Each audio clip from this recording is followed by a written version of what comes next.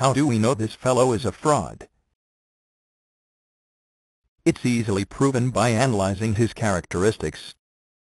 Theists and deists attribute this fellow with incompatible characteristics which he supposedly maintains at all times, making this fellow an impossible human-created fairy tale.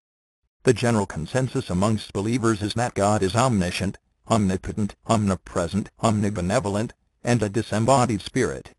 However, most of these attributes are self-contradictory, and therefore cannot be held by any being, and any being attributed with self-contradictory attributes cannot, and does not exist. One impossible characteristic is omnipotence. Small children know this, and confuse their Sunday school teachers with a simple question.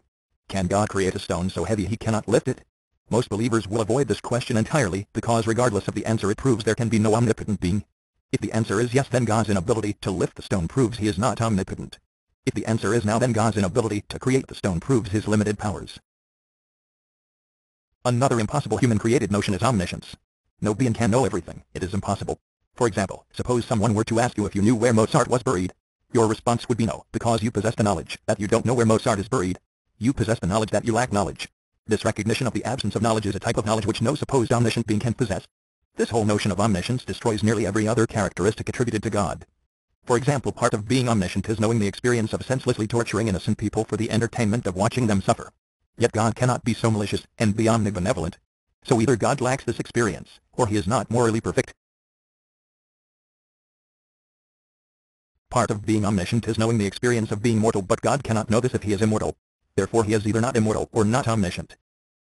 Omniscience is the ability to claim that event XYZ has never occurred at any place in history, but this is impossible to know. If God is eternal, God would have to search all of space and time to come to such a conclusion, but would never arrive there, because he would be eternally searching.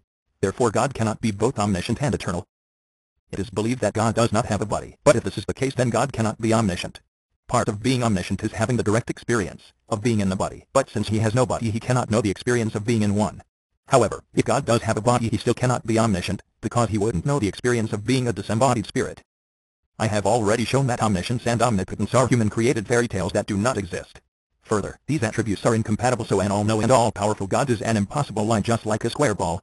Part of being omniscient is knowing the experience of having limited power, but God cannot have this knowledge and be all-powerful. Another impossibility comes from the assertion that God is transcendent and eternal. Transcendence is beyond space-time, while eternal is all space-time.